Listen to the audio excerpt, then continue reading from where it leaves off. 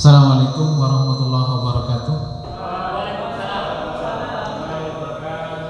Yang kami hormati Ibu Kepala Sekolah, yang saya hormati Bapak Ibu Guru, terima kasih atas kehadiran menerima undangan kami dalam rangka diseminasi aksi nyata untuk BGP Angkatan ke-9. Sebelum acara ini kita mulai, alangkah baiknya kita mendengarkan lebih dahulu paparan dari Ibu Kepala Sekolah. Kepada Ibu Kepala Sekolah, Ibu Romadi, kami persilakan. Terima kasih. Assalamualaikum warahmatullahi wabarakatuh.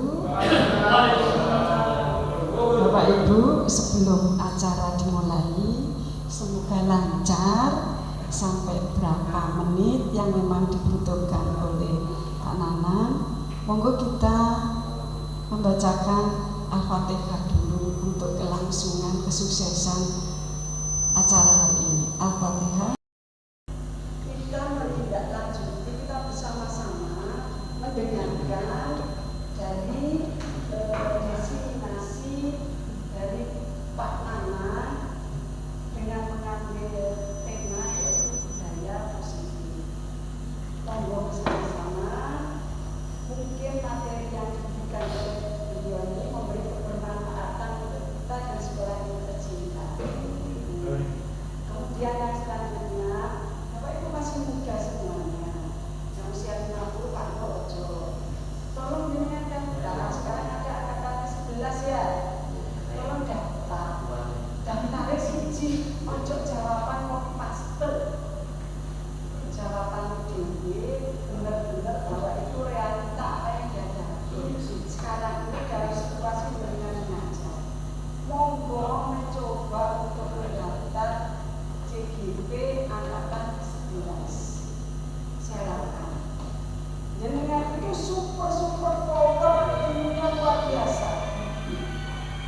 Keilmuannya, teknologinya luar biasa. Emang kalau tidak dimanfaatkan, Jiro, Pakuan itu ahli komputer, ahli jenis HP bisa buat. Emang kalau tidak dimanfaatkan, beda dengan saya. HP itu hanya keluar dan absen. Nah, seperti itu. Jadi saya harapkan monggo Pak Nana adalah pertama angkatan yang mungkin ada di sekolah kita. Kemudian yang nanti ini ada 10 mungkin bisa lanjut ke angkatan ke-11. Karena sebelumnya saya terima kasih dengan memberikan paparan budaya positif kepada teman-teman. Monggo dengan panjenengan memberikan manfaat kepada Bapak Ibu Guru, tetap dipacu bagaimana menggunakan sekolah pada pembelajaran di sekolah. Terima kasih sebelumnya Pak Nana. Saya akhiri, terima kasih. Wassalamualaikum warahmatullahi wabarakatuh.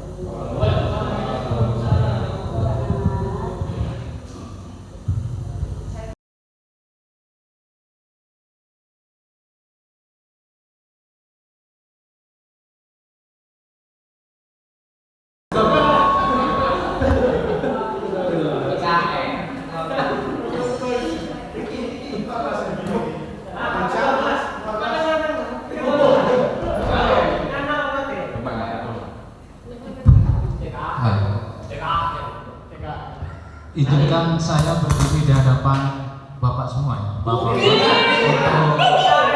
memberikan pengimbasan. Tema pengimbasan kali ini, insya Allah mungkin ada pengimbasan lain. Tema pengimbasan hari ini adalah budaya positif. Budaya positif. Saya untuk metode pengimbasan saya ingin interaktif saja. Jadi dalam selama sepanjang pemaparan saya, apabila ada hal yang perlu ditanyakan silakan bertanya.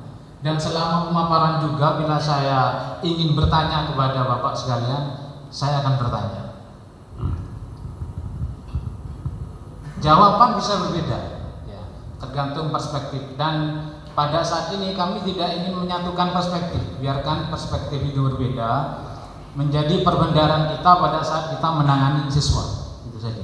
Nah, saya mau tanya sebelum saya lanjutkan, budaya positif yang ada di SMKN 1 Sumberasih apa dan apa yang melatar belakangnya?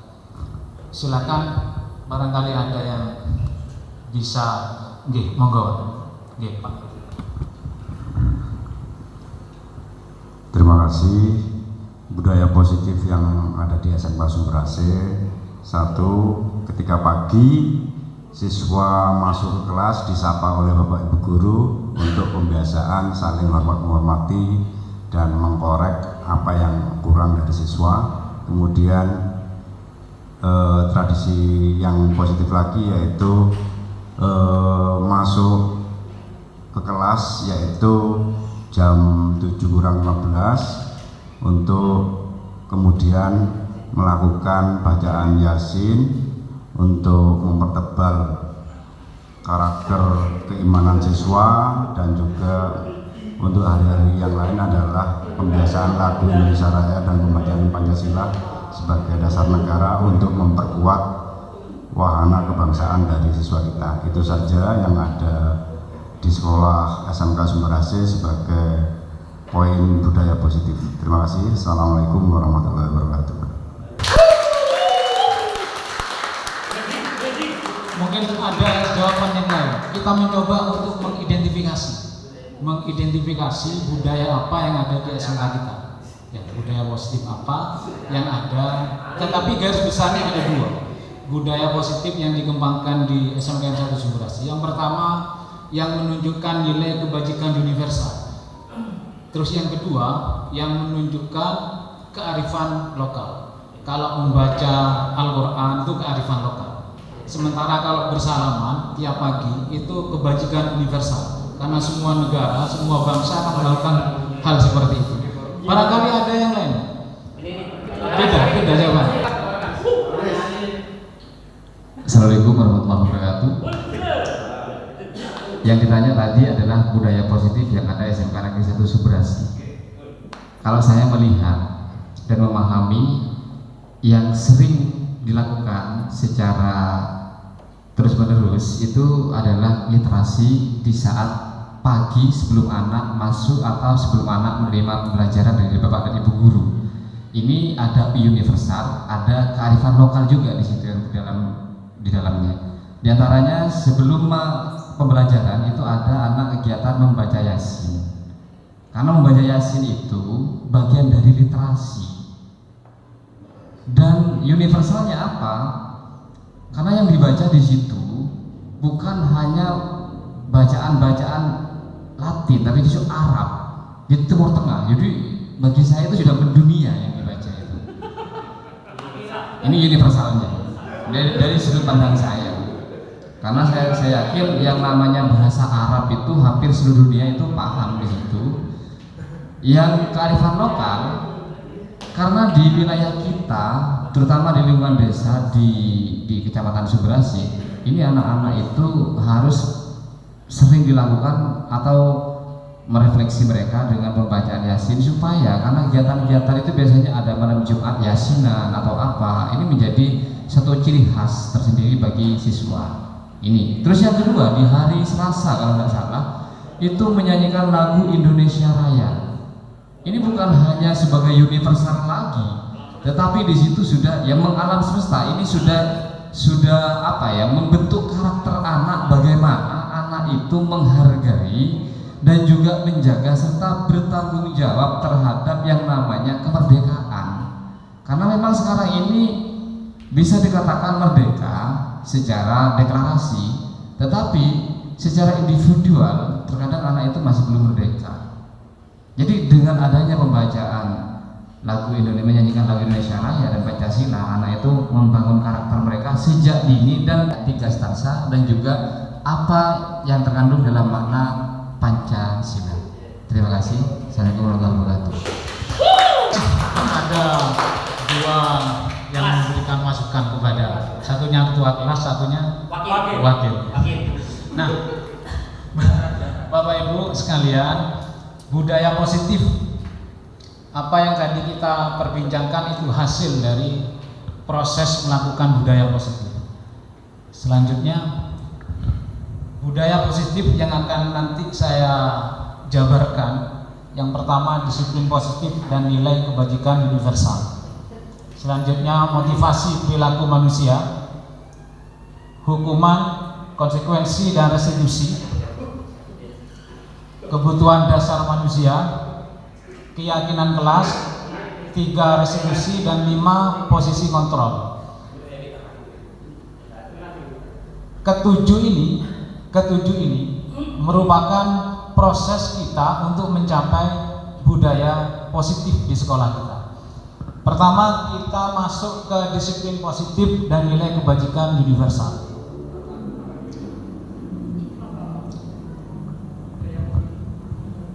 Disiplin positif. Disiplin positif yaitu suatu pendekatan untuk menerapkan disiplin dari dalam diri anak tanpa hukuman dan penghargaan. Itu yang disebut dengan budaya positif. Selama disiplin itu disertai dengan hukuman dan penghargaan, maka bukan disiplin positif.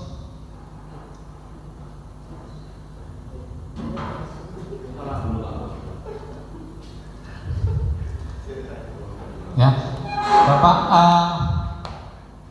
saya ulangi, disiplin positif itu suatu pendekatan untuk menerapkan disiplin dari dalam diri anak. Kata kuncinya itu tanpa hukuman dan penghargaan. Selama masih diberlakukannya hukuman dan selama ada penghargaan, maka tidak disebut dengan disiplin positif. Positifnya hilang, tinggal disiplin saja. Jadi disiplin positif itu kata kuncinya adalah tanpa hukuman dan penghargaan. Karena dua kata kunci ini untuk mengontrol anak. Selama mengontrol anak, maka yang dihasilkan itu bukan disiplin positif. Ya. Kenapa? Karena yang dikembangkan itu motivasi eksternal, bukan motivasi intrinsik. Nah, selanjutnya yang kedua, nilai kebajikan universal.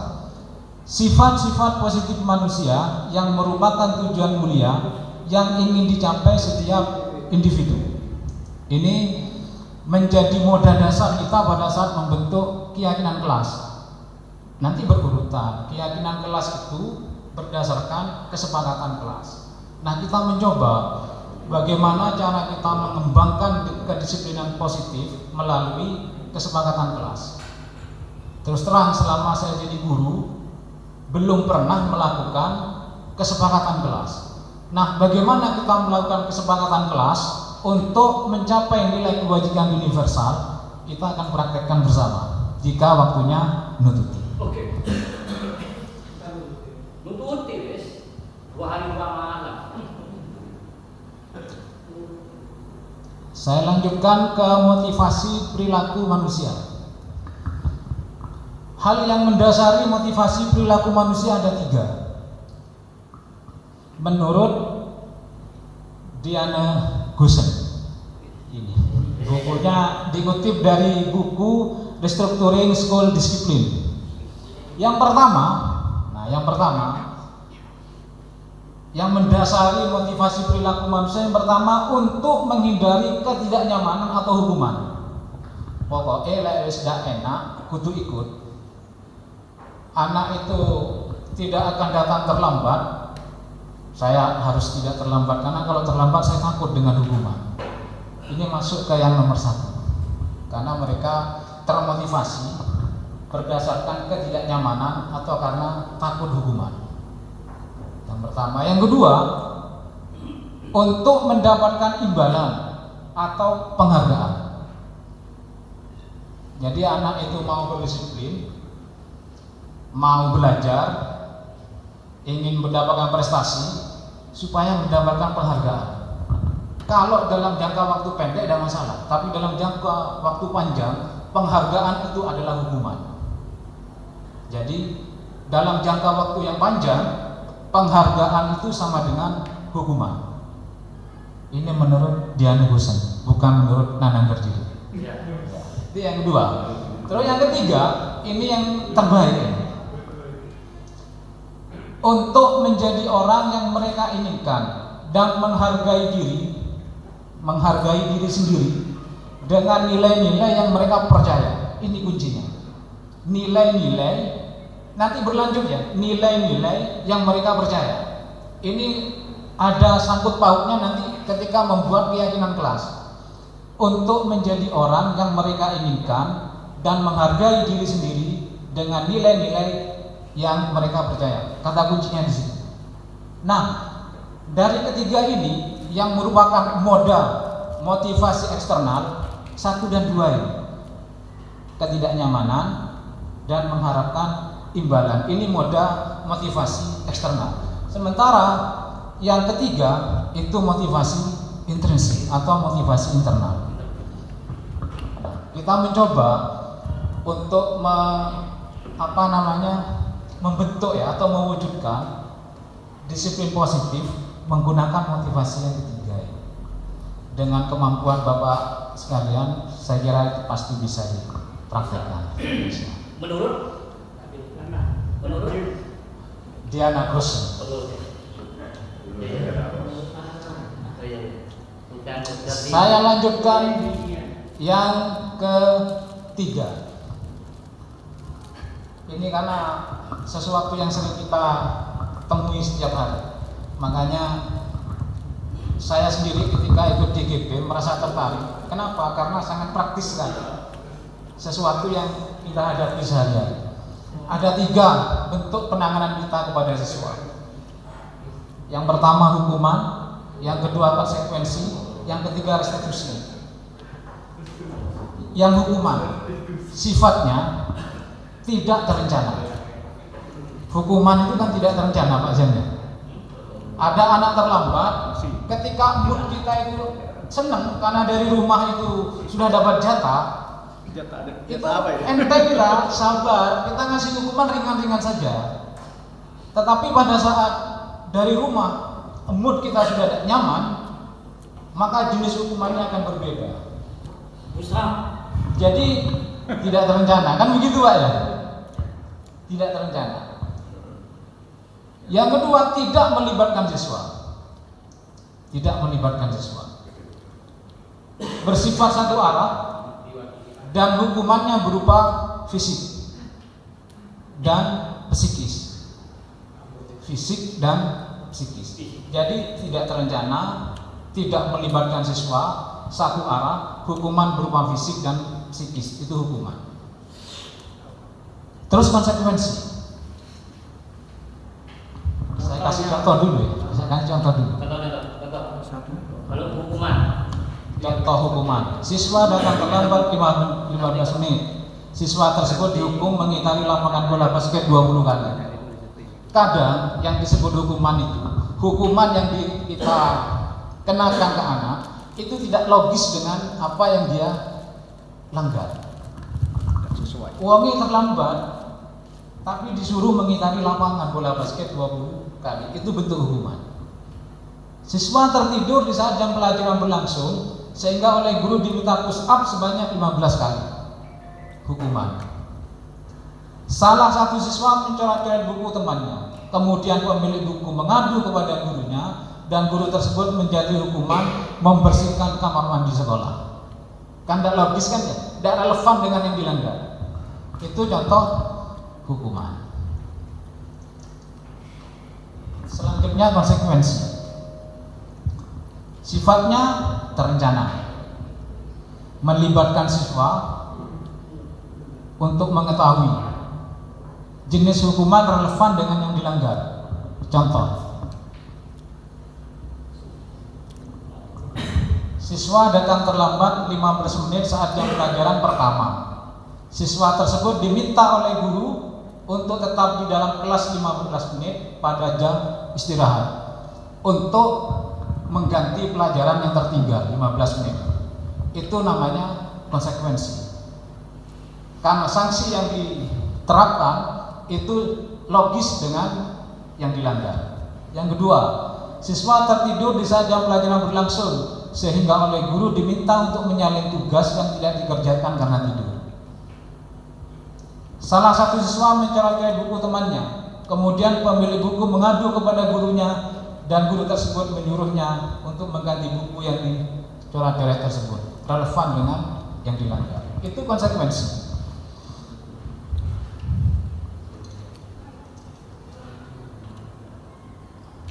Sekarang restitusi. Restitusi itu proses kolaboratif yang mengajarkan murid untuk mencari solusi terhadap masalahnya. Contoh,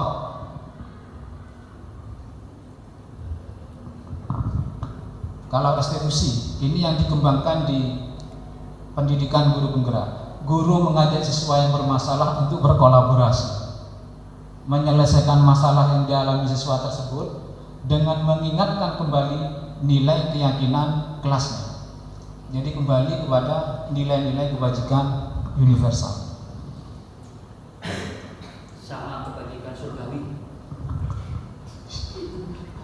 Nah,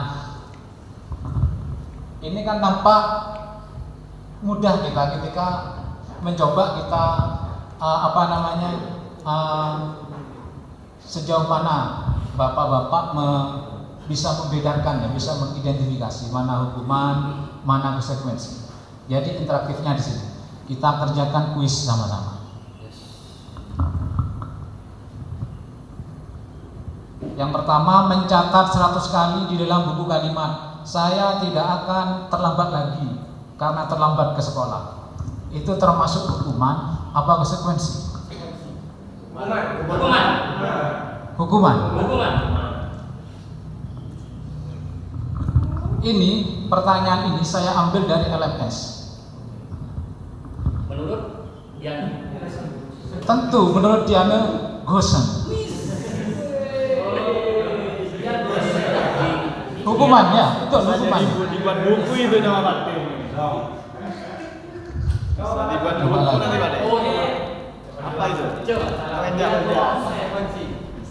Berarti itu apa ya?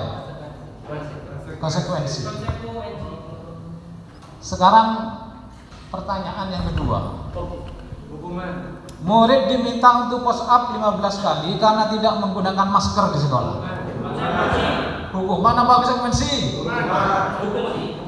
Hukuman. Coba hukuman. Wah, selamat Anda pintar. Tepuk tangan dulu. Anda pintar memang.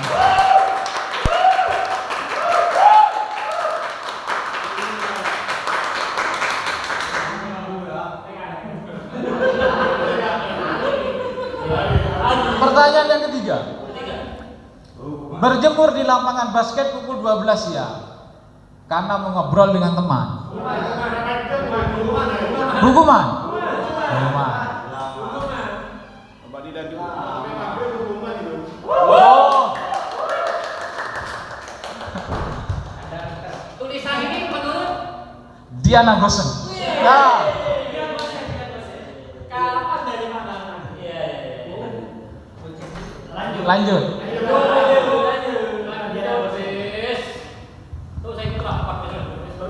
Murid diminta bertelanjang kaki sepanjang hari karena tidak menggunakan sepatu warna hitam sesuai peraturan sekolah.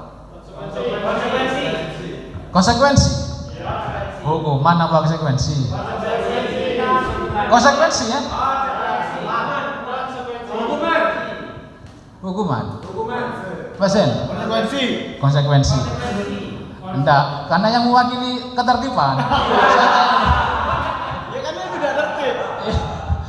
Konsekuensi Pak ya.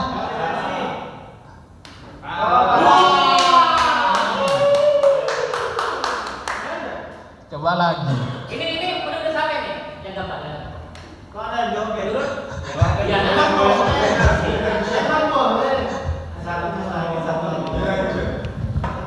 Sekarang langsung ke sudah ya? Sudah ini ya. Ya. Benar itu hukumannya. Ya. Saya yakin saya. Coba Kita langsung ke nomor 3 saja. Kalau nomor 2 kayaknya gampang ini. Nomor 2 ini apa? Hukuman. Diklik. coba diklik. Saya klik ya. Anda. Ini kalau misalnya 6 ini betul, Ya. 90%, maka saya menganggap Bapak sudah siap untuk mengembangkan budaya positif dan disiplin positif di sekolah. Tepuk tangan untuk Bapak sekalian.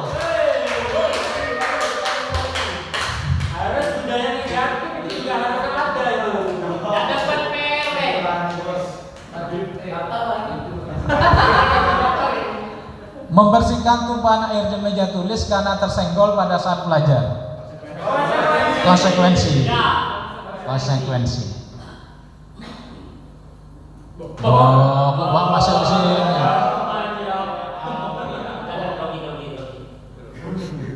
Oh, ya. Berarti mana Pak Zen? Berarti siap untuk mengembangkan budaya positif ini? Siap sudah?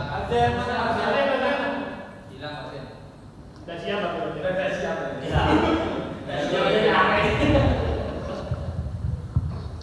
Nah sekarang coba contoh sudah ya. Sekarang ke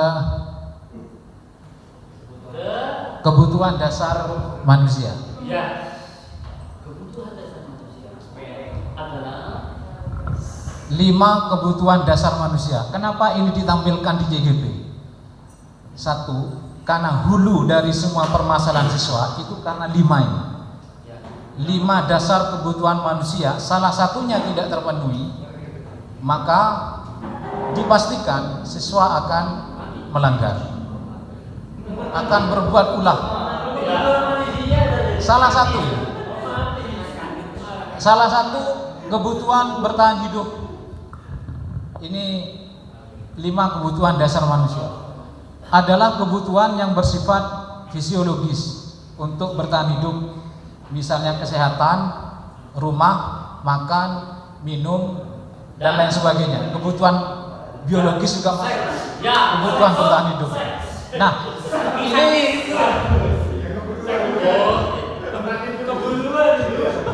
jadi kebutuhan bertahan hidup.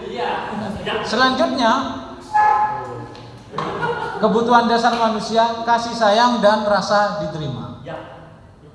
Kebutuhan psikologis, kebutuhan untuk disayangi dan diterima meliputi kebutuhan akan hubungan dan koneksi sosial. Sehingga ini untuk kasih sayang dan rasa diterima itu ada yang menjadi hulu anak-anak melakukan pelanggaran itu biasanya ini cari perhatian, mengganggu temannya. Nah, cari perhatian seperti itu. Terus karena dia tidak mau masuk ke kelompoknya, tidak diterima di kelompoknya, ini biasanya anak melakukan pelanggaran.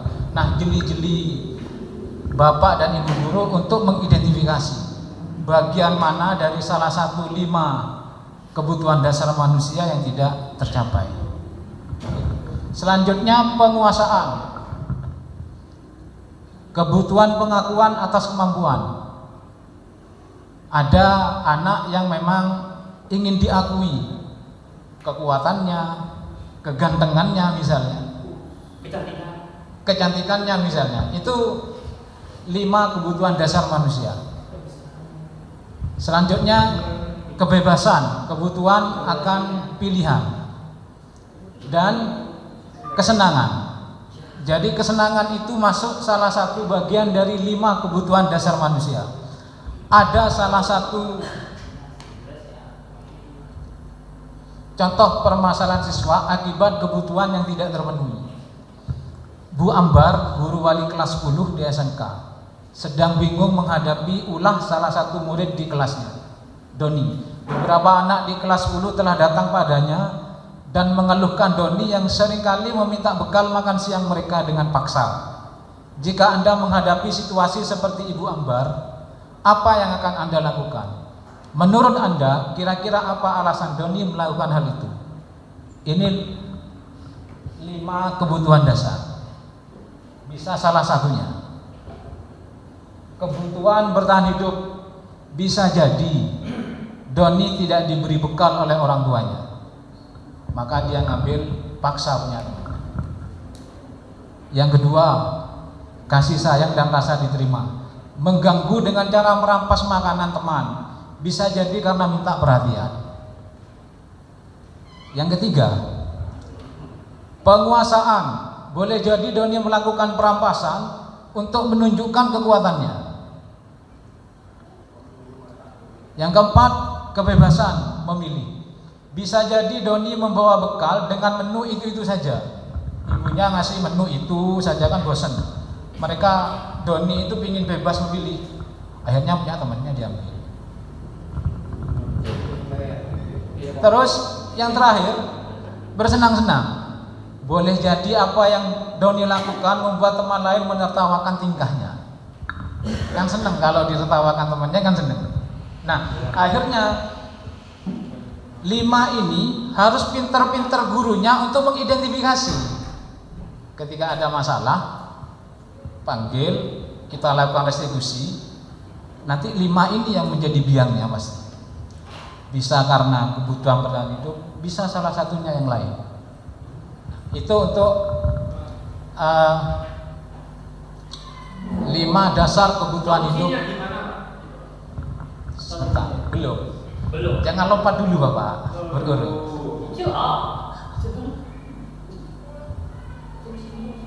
Kebutuhan dasar manusia. Nah, selanjutnya 5 posisi kontrol. Ya.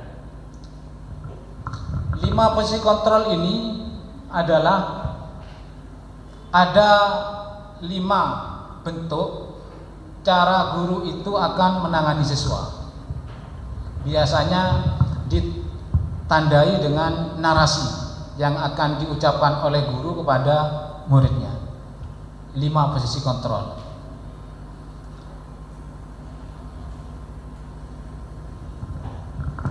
Posisi kontrol dalam bukunya Restructuring School Discipline. Diana Gosen lagi Bapak. Ya. Mengemukakan bahwa guru perlu meninjau kembali penerapan disiplin di dalam ruang-ruang kelas. Apakah telah efektif? Apakah berpusat kepada murid, memerdekakan dan memandirikan murid? Bagaimana dan mengapa? Melalui serangkaian riset dan berdasarkan pada teori kontrol Dr. William Glasser. Gosen berkesimpulan ada 5 posisi kontrol yang diterapkan seorang guru, orang tua, ataupun atasan dalam melakukan kontrol kepada bawahannya. 5 posisi kontrol itu antara lain: guru sebagai penghukum. Dulu kita secara tidak sadar kita paling sering guru sebagai penghukum. Seorang penghukum bisa menggunakan hukuman fisik maupun verbal. Orang-orang yang menjalankan posisi penghukum senantiasa mengatakan bahwa sekolah memerlukan sistem atau alat yang dapat lebih menekan murid-murid lebih dalam lagi. Itu penghukum. Terus posisi yang kedua, guru sebagai pembuat rasa bersalah. Kan sama Pak, enggak, beda nanti. Setelah kita identifikasi, maka ini beda. Bisa diindikasi dari omongan, dari narasi yang dikeluarkan oleh guru tersebut. Terus guru sebagai teman. Kalau di SMK Sumber Asih, banyak di antara kita memposisikan guru sebagai teman ketika menangani siswa. Selanjutnya, guru sebagai pemantau. Guru sebagai pemantau, ini narasi atau omongan, nada suara itu datar. Dan biasanya isi pada saat menangani siswa itu ada hitungan-hitungannya, itu pemantau. Misalnya begini contohnya, kamu terlambat 1 minggu 3 kali, 1 minggu 3 kali terlambat. Usahakan minggu depan terlambatnya 1 kali. Nah, itu posisi pemantau. Selanjutnya guru sebagai manajer. Guru sebagai manajer. Nah,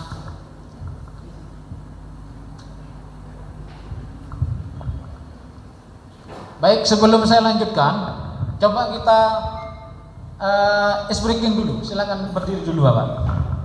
Nah, ya. Nah, berdampingan.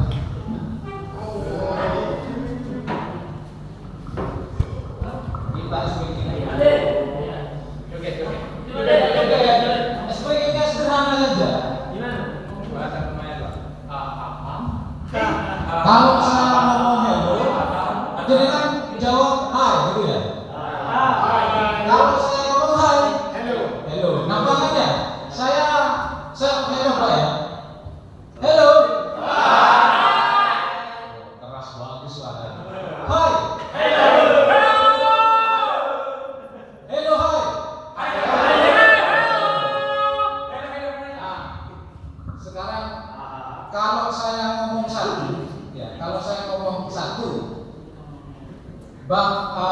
Bapak nanti menepuk pundak temannya sebelah kanan dengan ngomong, "Oi." Oi.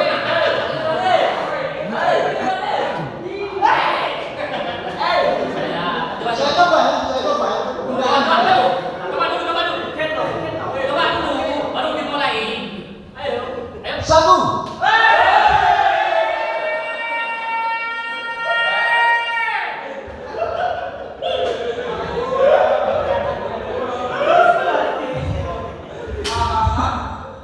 Saya coba lagi.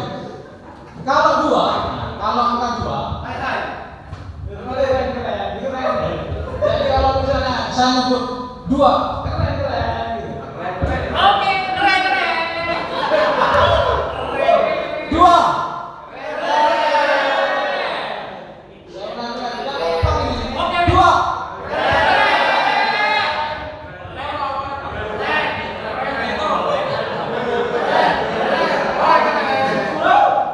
Sekarang kalau saya nyebut 3. Ini dagu temannya, jangan yang itu ya. Dagu temannya di geser.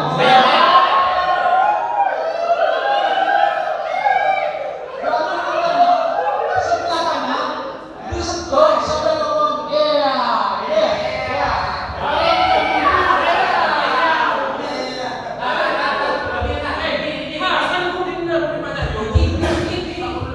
Ayo, kita mulai. Kita mulai. 1.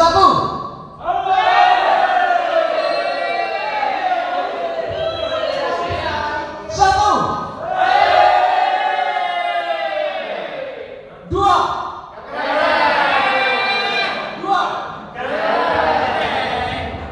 3.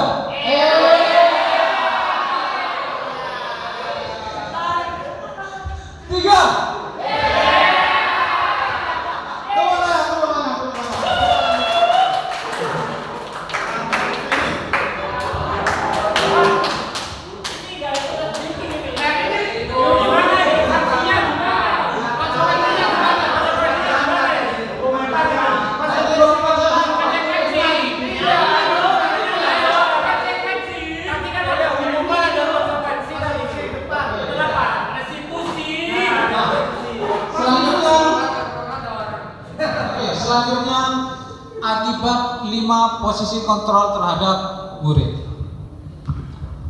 Yang pertama akibat guru sebagai penghukum. Ini tanpa kita rasakan, ya, sebetulnya dampaknya tidak langsung jelas nyata begitu.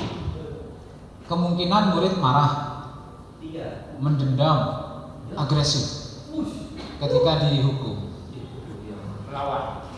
melawan, dan kadang nangis gurunya. Kadang ini pentilnya sepeda dicabut. Dendam kusuman. Selanjutnya akibat guru sebagai pembuat rasa bersalah. Murid akan merasa bersalah. Biasanya omongannya itu pelan tapi nyelekit, Pak. Nah, masuk ini akibat guru sebagai pembuat rasa bersalah. Kayak gini, Le, gimana kamu kok sering terlambat? Masa kamu mau gini terus? Mau jadi apa kamu besok?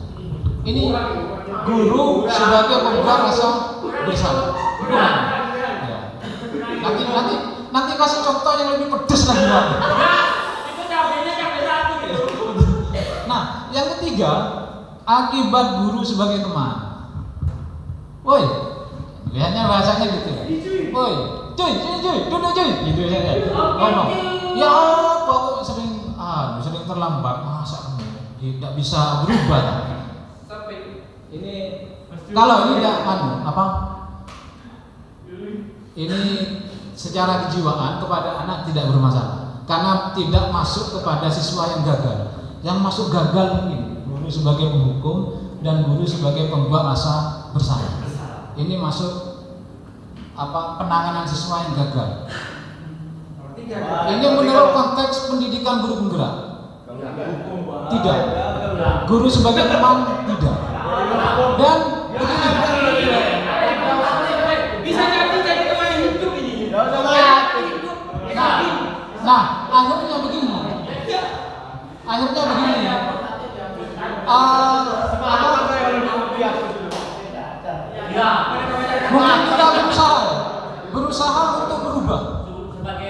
Kalau pemantau dan manajer mungkin butuh adaptasi, tetapi yang paling mudah untuk kita lakukan tentunya kan bertahap. Akibat tentunya teman ini paling mudah untuk kita lakukan. Ini sudah dilaksanakan bagaimana? Selanjutnya, Sampai dipuskan Mana? teman Mana itu sudah sebut adanya gitu. ya betul. Tepuk tangan itu para foto.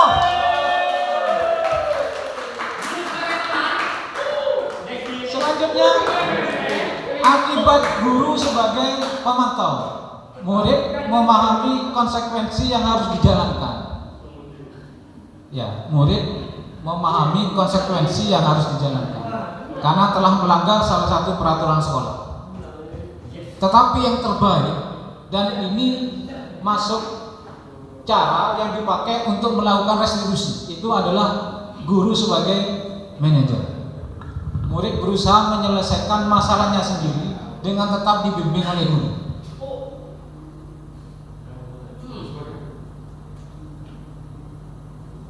Pak, ada forum tanya jawab Pak? Ada. Lah, selama pemaparan tadi kan sudah saya sampaikan. Silakan, sela, ada apa-apa? Oke. Ya. Tadi mengenai 5 kita tadi Pak. Kalau teman. Ya. Sebagai teman. Di situ ada 5 posisi kontrol terhadap murid. Ya. Ya kan? Nah, karena di sini temanya itu adalah berbudaya positif. Ya. Sementara Pak Jenengan tadi menyampaikan yang penghukum dengan membuat rasa bersalah itu berarti guru gagal. Seperti itu ya? Oh, bukan guru gagal. Kepada anaknya gagal. Gagal, pada Ya. siswanya gagal. Ya. Sekarang mungkin lebih fairnya kalau disampaikan masing-masing dari 5 kriteria tadi itu sisi positifnya itu dilihat dari apa? Pak Bro? Ya, Pak. Ya, silakan. Terima kasih. Sisi positif. Ya, dari masing-masing 5 positif. 5 ya. Ya. Ya karena memang tidak ditulis sisi positifnya ya. Iya. Ya, betul. Nah, penghukum yang jelas kita akan mendapatkan siswa yang nurut. Pasti itu sudah. Apalagi disertai dengan ancaman. Disertai dengan hukuman, kan betul lah ya? Nurut. Patuh. Gurunya macam macan kecil. Ya. Ini penghukum akan mendapatkan siswa yang patuh terhadap terhadap perintah dari guru. Itu sisi positifnya. Tetapi memang hukum ya sudah menjadi hukum. Semua sistem tidak ada yang sempurna kan begitu. Tidak ada yang sempurna sekali, tidak ada. Pasti ada sisi negatifnya. Nah, gini ya. Nah, sekarang akibat guru sebagai pembuat rasa bersalah, sama patuh juga. Tapi kalau yang dua itu patuh karena dia merasa takut, yang kedua ini patuh karena merasa kasihan, dan yang sisi saya bilang tadi yang teman ini baik, bukan siswa tidak akan merasa gagal kalau yang teman.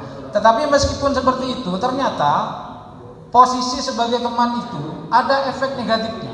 Kenapa? Ada ketergantungan kepada guru tertentu. Ada ketergantungan kepada guru tertentu. Sehingga kepada guru A dia patuh anak, tapi kepada guru B enggak. Ini. Karena memang tujuannya ini kan untuk mendisiplinkan anak, Pak. Ini kan untuk mendisiplinkan anak. Posisi teman itu bagus, Pak. Tapi tetap ada sisi negatifnya. Dia ketergantungan kepada guru tertentu. Nah, itu. Bagaimana? Oke. Ini kan kebanyakan dari buku diagnosis tadi. Ya. Nah, sekarang saya mau tanya, dari buku diagnosis itu pernah melakukan analisa enggak? Maksudnya ketika anak sekolah 3 tahun di Sumberasi, kalau menggunakan penghukum atau rasa bersalah, itu butuh waktu berapa lama anak itu berubah? Itu yang pertama. Kedua, kalau misalkan pakai yang manajer atau yang paling baik itu, butuh berapa waktu? Kalau butuh berapa 5 tahun, berarti anak itu di sekolah ini gagal, tidak akan melaksanakan dari analisa dosis karena dibuat analisa butuh berapa waktu untuk ini, kan sekolah itu juga butuh ketertiban gitu loh. Nah, terus itu yang pertama. Kedua, dari aturan-aturan yang ada di sekolah, apakah itu kalau menurut CGP atau Dianagus itu harus ada atau tidak? Karena kan namanya poin itu kategori umuman juga, kategori umuman itu. Apalagi ada kriteria naik kelas apa, itu kan kategori umuman. Nah, itu menurut sampean sendiri sudah ikut JGP, itu pantas diterapkan di sekolah apa tidak? Apa itu? Yang hukuman. Aturan sekolah. Oh, aturan sekolah. Karena aturan sekolah itu kategori hukuman. Ya. Kategori hukuman itu. Ya, betul. Mungkin itu dua. Wah, dua ya? Dua. Ya. Terima kasih Pak. Ini lah ya. Kasih apa dulu?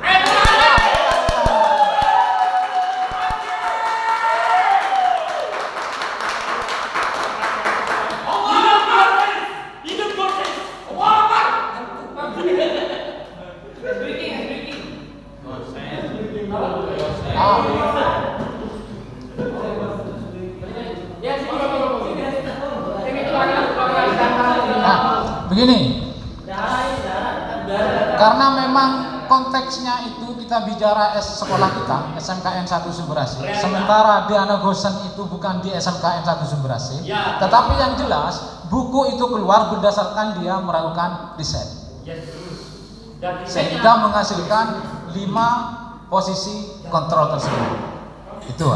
Nah, bagaimana dengan peraturan yang ada di sekolah kita? Kan itu masuk hukuman. Nah, jangan lupa hukuman itu berlaku satu arah, terus tidak terencana, terus siswa tidak mengetahui.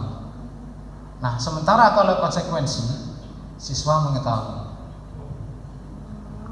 Saya ulangi lagi, karena memang seharusnya ada hard copy untuk bisa dibaca.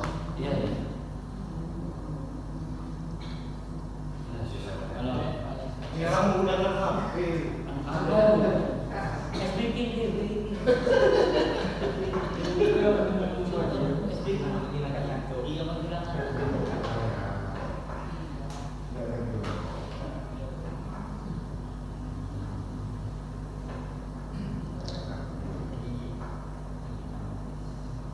Posisi kontrol.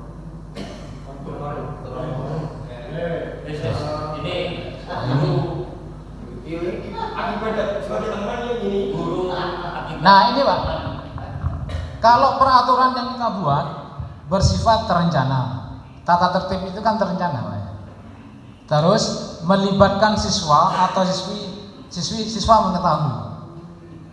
Jadi ada pertemuan wali murid, ada draftnya untuk tata tertib dan sanksinya kan sudah diketahui.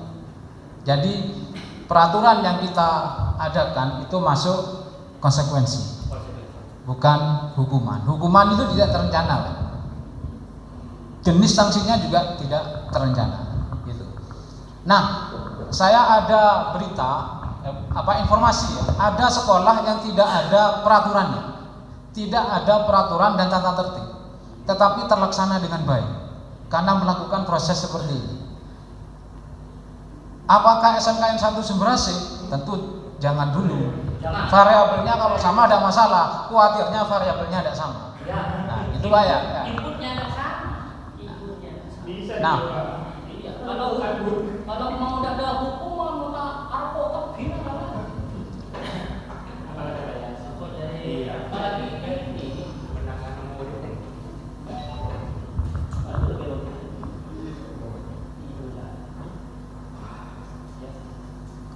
Nah, kita masuk ke bagian keyakinan kelas. Merupakan metode untuk menimbulkan kembali disiplin positif yang didasari oleh motivasi dari dalam diri atau motivasi intrinsik. Itu keyakinan kelas. Keyakinan kelas itu nilai-nilai kebajikan universal. Nah, karena ini praktis, maka bisa kita praktekkan nanti di minimal di kelas kita dulu. minimal di kelas kita dulu. Biasanya yang berperan di awal pelajaran itu wali kelas. Kita menggunakan kertas plano, kita tempelan-tempelan apa nilai-nilai kebajikan dan diyakini oleh siswa bahwa itu merupakan kebenaran universal. Saya lanjutkan. Perbedaan antara keyakinan kelas dengan peraturan kelas. Kita tadi menyinggung sedikit mengenai peraturan kita dan keyakinan kelas. Coba kita baca dari ini ya, dari pertama. Keyakinan kelas bersifat lebih abstrak daripada peraturan yang lebih rinci dan konkret. Misalnya, peraturan itu biasanya bunyinya kan begini: dilarang bermain HP pada saat jam pelajaran berlangsung. Itu peraturan itu. Bentuknya konkret dan detail. Dan ada kalimat negatifnya. Dilarang itu kalimat negatif. Kalau keyakinan kelas itu abstrak. Misalnya ya, peraturannya itu berbunyi dilarang bermain HP saat jam pelajaran berlangsung. Maka keyakinan kelasnya itu bisa menjadi menghargai. Jadi keyakinan menulis keyakinan kelas jangan panjang-panjang, cukup satu kalimat saja, menghargai. Dan membentuk keyakinan kelas tidak perlu lebih dari 7, minimal 3, paling banyak 7. 4 itu bagus. Menghargai, toleransi, kerja keras itu merupakan keyakinan. Yang kedua, pernyataan keyakinan kelas senantiasa dibuat dalam bentuk positif, tapi peraturan kelas bisa berbentuk negatif. Dilarang, tidak diizinkan misalnya. Dilarang berlari di dalam kelas misalnya. Itu kalimat negatif. Sementara kalau kalimat positif yang menjadi pernyataan keyakinan kelas tadi, misalnya peraturan kelas berbunyi dilarang tidur pada saat jam pelajaran, maka dia dirubah dulu menjadi kalimat positif sebelum menjadi keyakinan. Kalimat positifnya berubah, dilarangnya dibuang, Pak. Dilarangnya dibuang. Dirubah menjadi kalimat positif. Dilarangnya dibuang, maka menjadi apa? Dilarang tidur pada saat jam pelajaran, maka menjadi kalimat positifnya menjadi anak tidur di tempat yang disediakan. Nah, betul. Ya. Bisa. Misalnya ya, dilarang tidur pada saat jam pelajaran berlangsung. Terus kalimat positifnya, tidurlah pada waktu yang ditentukan. Misalnya pas jam istirahat, kan bisa. Itu kalimat positif itu, tidak ada negatifnya. Nah, setelah menjadi kalimat positif, maka selanjutnya menjadi keyakinan kelas. Satu kalimat saja, apa? Disiplin tidur. Nah, ya. Contohnya. Oh, ada contohnya enggak ya? Perbedaan peraturan kelas dengan keyakinan kelas. Dilarang menggunakan HP saat pelajaran berlangsung kecuali seizin guru. Keyakinan kelas menjadi menghargai.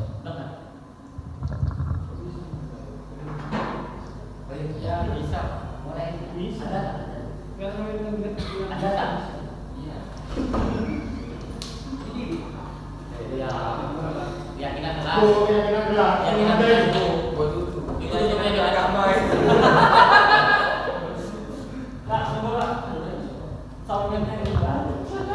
Nah, ini ya prosedur pembentukan keyakinan sekolah atau kelas. Yang pertama, mempersilahkan warga sekolah atau murid-murid di kelas untuk berjurah pendapat tentang peraturan yang perlu disepakati di sekolah. Jadi ketika ada di dalam kelas, pas awal pelajaran, buat peraturan dulu. Anak-anak suruh buat, tulis, nanti hasilnya tiap anak itu ditempel. Jadi supaya bisa dibaca, karena punya efek ternyata. Daripada dia setelah ditulis ditumpuk di buku, tapi setelah ditulis harus ditempel, karena dia punya efek. Nah, tulis peraturan dulu, dilarang, kan macam-macam, tapi perlu dibimbing sama gurunya. Pak, dilarang bergurau, dilarang tidur, dilarang main HP, begitu. Nah, setelah selesai ditempel di kolom bagian peraturan kelas. Nah, selanjutnya mencatat semua masukan-masukan para murid atau warga sekolah di kertas ukuran poster. Ditempel maksudnya. Nomor 3, gantilah kalimat-kalimat dalam bentuk negatif menjadi positif. Hilangkan yang dilarang, tidak diizinkan, itu menjadi kalimat positif. Ditempel juga. Kembali anak-anak diberikan kertas kecil itu untuk ditempel, Pak. Nulis kalimat positif dari peraturan kelas menjadi kalimat positif. Tempel lagi.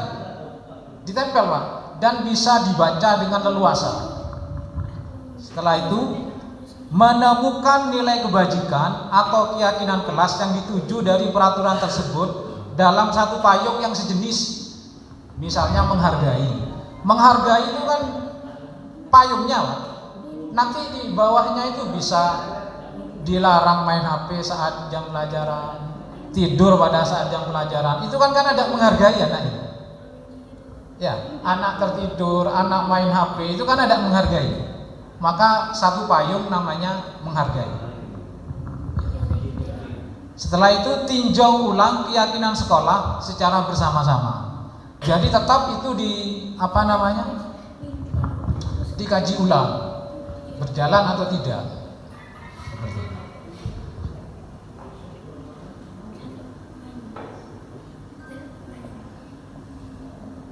Nah, seperti ini ya. Pembuatan keyakinan kelas. Peraturan kelas, dilarang menggunakan HP saat pelajaran berlangsung kecuali seizin guru. Kalimat positifnya, menggunakan HP saat pelajaran berlangsung dengan seizin guru. Kan sama, Pak, ya? Menggunakan HP saat pelajaran berlangsung dengan seizin guru. Ternyata beda. Secara psikis beda ketika kalimat positifnya itu dilarang. Dilarang ini menekan.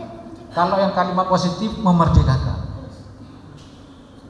Setelah itu keyakinan kelas menjadi menghargai. Libatkan siswa itu mengikuti proses ini.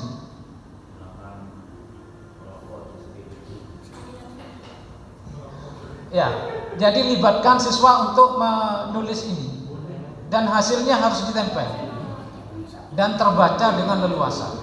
Supaya ketika anak melakukan pelanggaran, kita melakukan restitusi itu mudah. Kamu kan yang sudah nulis keyakinan kelas. Apakah perbuatan kamu itu sesuai dengan keyakinanmu? Gitu, Pak. Jadi ketika Bapak Ibu guru ngomongnya seperti itu tidak bermotivasi eksternal tapi intrinsik.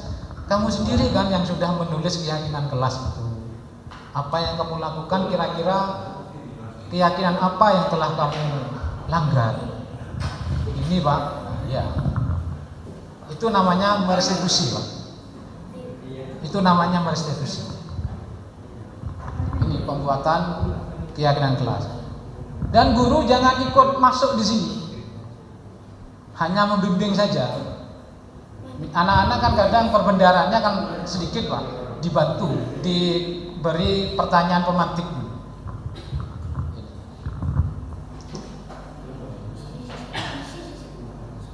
Kalau ternyata Pak, tidak ada dampaknya. Tidak ada Dampaknya berarti tidak ada efek. Ya, terima kasih. Begini, Pak. kita mencoba dulu. Kita mencoba konsep seperti ini kita lakukan. Enggak, mohon maaf ya saya. Ya. Artinya anggap posisinya kita tuh sudah mencoba sudah. Ya. Katakanlah kita fokus ke situ dulu ya. Ya. Jangan penerapan ke SMK kita dulu. Artinya kita sudah mencoba apa yang dengan sampaikan tadi. Ya. Kita menerapkan, tapi di situ tidak ada dampak. Lalu upaya apa yang harus kita lakukan? Kalau misalnya tidak ada dampak, Iya. maka keyakinan kelas kita kaji ulang kembali. Tadi waktu kan ada, dikaji lagi. Gitu. Jadi pembuatan keyakinan kelas perlu dikaji ulang lagi. Begitu. Kalau semisal ini Pak, kalau semisal karena di situ kan yang membuat peraturan itu kan di kelas ya, membuat peraturan di kelas itu kan sebenarnya kan siswa. Yang Ya. membuat peraturan di kelas kan sebenarnya siswa. Kita kan cukup mendampingi. Mendampingi. Poinnya kan di situ kan. Ya. Bagaimana kalau sanksi itu sendiri atau konsekuensi itu sendiri itu berdasarkan dari kesepakatan seluruh siswa. Iya, betul. Kalau misalkan itu dibuat semacam itu bagaimana? Semisal kalau katakanlah tadi satu pelanggaran pada satu anak ini ternyata berkelanjutan, tidak ada dampak dari keputusan yang dibuat. Kemudian konsekuensinya ya denda misalkan, bisa atau apa yang kesepakatan anak itu seperti apa? Pak Pimpinan? Ya, terima kasih. Kembali lagi ke tadi, Pak. Kembali lagi. Disiplin positif itu, ya, tanpa memberlakukan hukuman dan penghargaan. Kalau anak sendiri yang buat Pak ya, buat peraturan misalnya yang tidur didenda misalnya 5.000 Pak, ya, itu kan kesepakatan di sana. Nah, pasti ada salah satu anak, kenapa dia itu tidak mau tidur?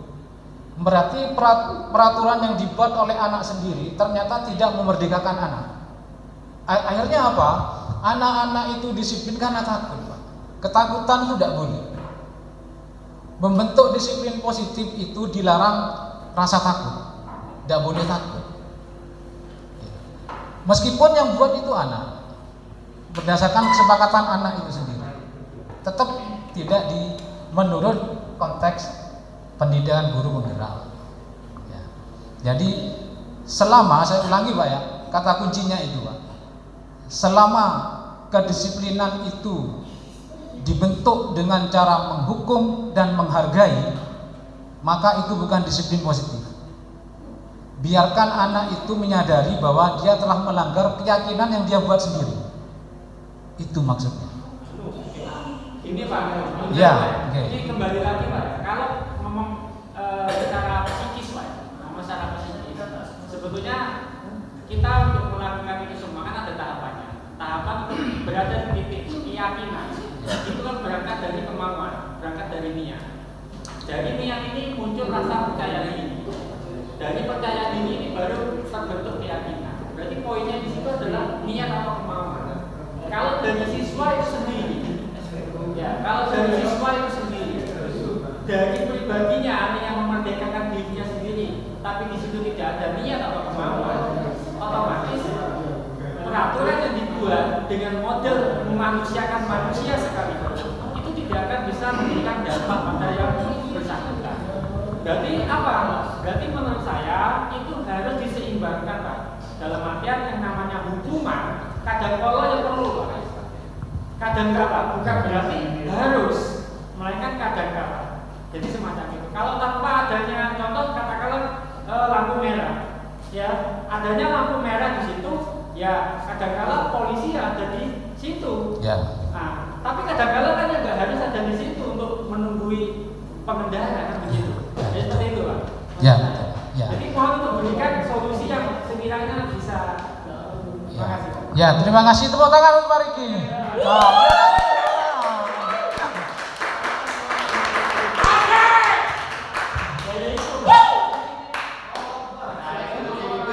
Ya, begini ya. 5 posisi kontrol dan apapun itu tidak ada yang salah. Selama prosesnya itu, selama proses yang dilakukan itu untuk kebutuhan pendidikan anak, tidak ada yang salah. Ini hanya konsep mana supaya lebih baik, mencoba untuk penanganan siswa yang lebih efektif, efisien. Tadi kan disebutkan begitu, efektif dan efisien.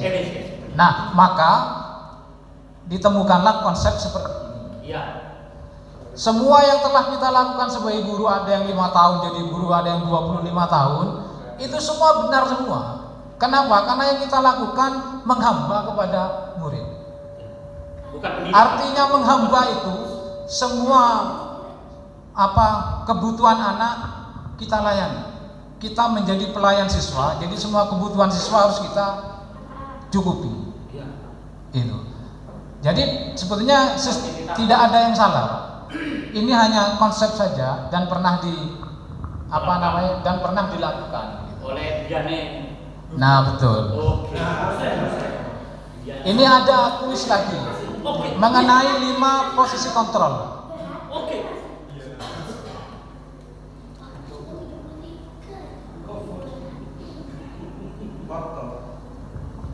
Nah, kasus 1.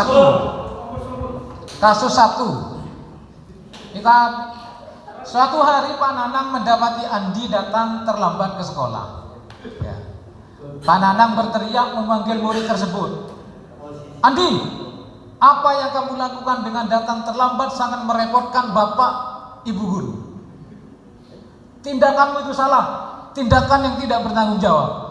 Posisi kontrol Pak Nanang tersebut sebagai apa, Pak? Saya mau ngeklik, ini kan jawabannya ada 5. Ada 5 kan ya? Membuat rasa bersalah. Membuat rasa bersalah. Mengikuti bukan Diana siapa? Rasa bersalah ya? Mengikuti Bruri Bisma. Dua lagi, Pak. Coba lagi. Apa? Manajer. Coba lagi, manajer.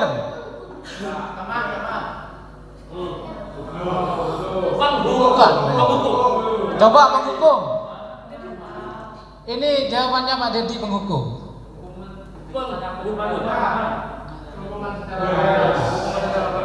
Anda betul, Pak.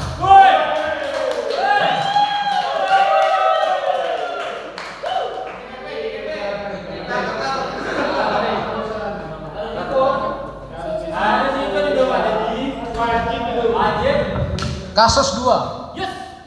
Suatu hari Pak Nanang mendapati Andi datang terlambat ke sekolah. Sama ceritanya ini. Pak Nanang menghampirinya dengan berkata dengan suara mengeluh dan datar. Ya, Mengeluh gimana suaranya? Andi,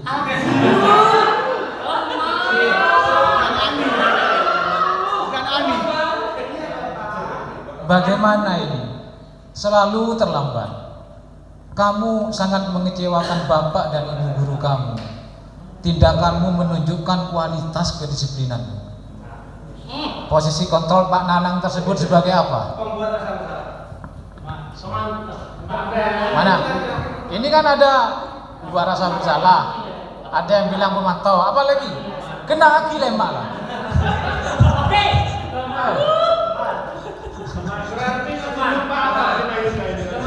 Gimana? Teman. Coba teman. Membuat rasa bersalah. Coba lagi. Membuat rasa bersalah. Rasa bersalah. Manajer. Beda manajer pengawasan tadi. Manajer. Coba lagi.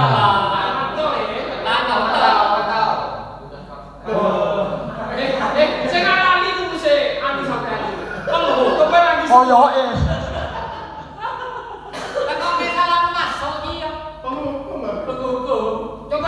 Ya, ini nyebutnya keliru.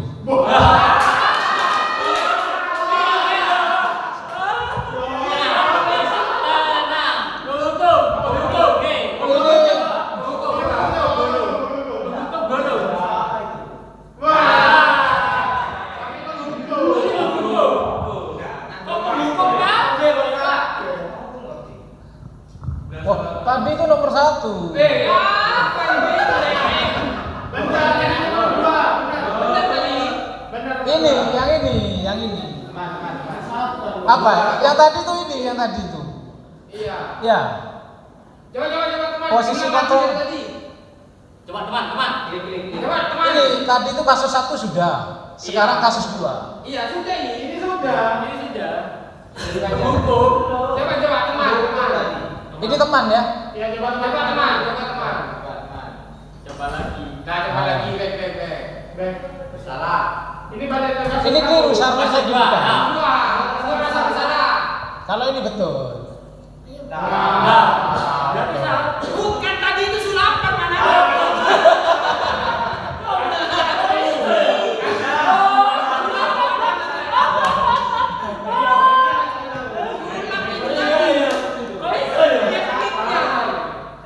Makanya Pak Riki gak fokus sama beneran dulu gitu. Sekarang soal 3. Nah, lupa ini. Suatu hari Pak Nanang mendapati Andi datang terlambat ke sekolah. Pak Nanang mendekati murid sambil tersenyum dan berkata, "Woi, Andi." Ya gini ya, "Woi, Andi. Kemana ini? Kamu lagi. Terlambat kok tidak ada bosen-bosennya. Ayolah kurangi. Kurang apa? Kurang apa Pak Nanang sama kamu?" Apa ya? Yang duit. Kontrol apa ini? Teman.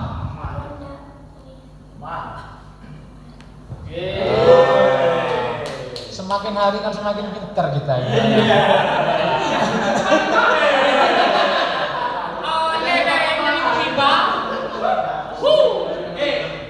Intonasinya mana? Jangan, woi ini. Penghubung. Ini 4, kasus 4. Suatu hari Pak Nanang mendapati Andi datang terlambat ke sekolah, mendekati murid tersebut dan bertanya dengan suara datar, Andi, saya hitung kamu terlambat hampir 3 kali dalam seminggu. Saya kira kamu bisa merubahnya untuk menjadi yang lebih baik." Kan datar suaranya ya. Mantap. Ya.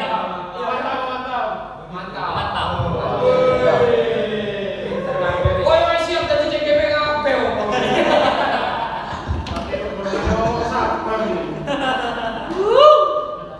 Nah, 5.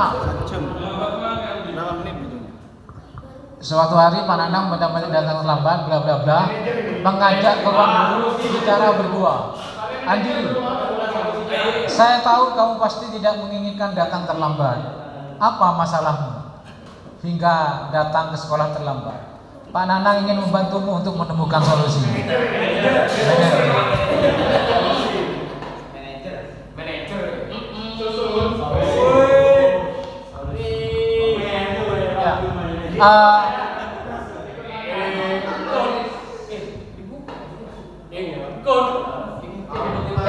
jadi Bapak, ini menunjukkan bahwa sekali lagi apa yang kita lakukan sebagai guru selama ini itu sudah betul. Karena apa? Karena menurut Ki Hajar Dewantara, sesuatu pendidikan yang menghamba kepada murid ya dengan cara apapun itu benar, dibenarkan. Nah, adapun kenapa konsep itu berbeda dengan yang selama ini kita lakukan, itu dalam rangka perbaikan, dalam rangka pengembangan. Saya lanjut ke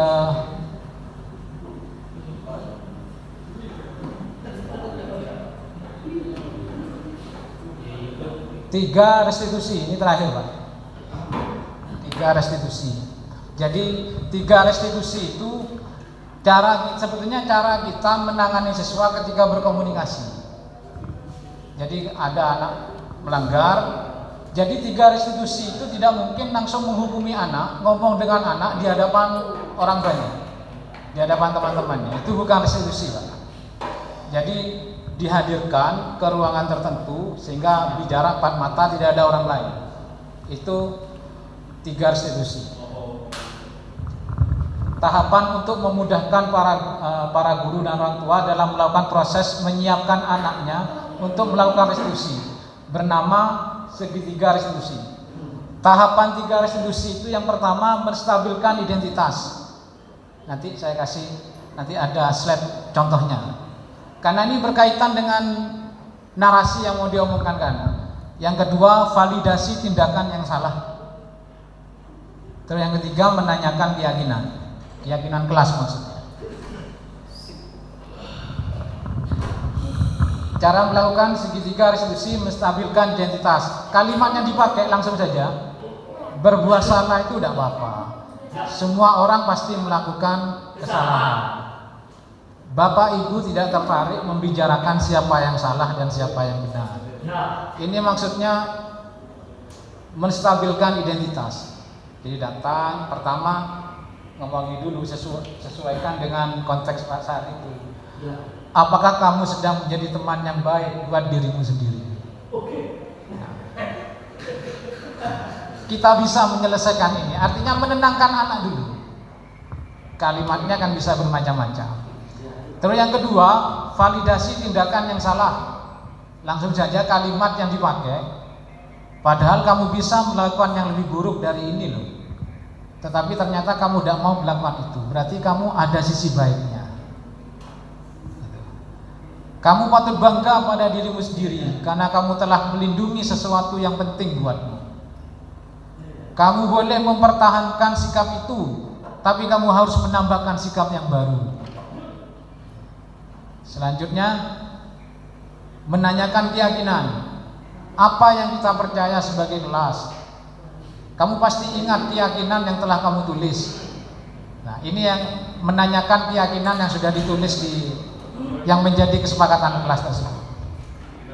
Nah, terima kasih.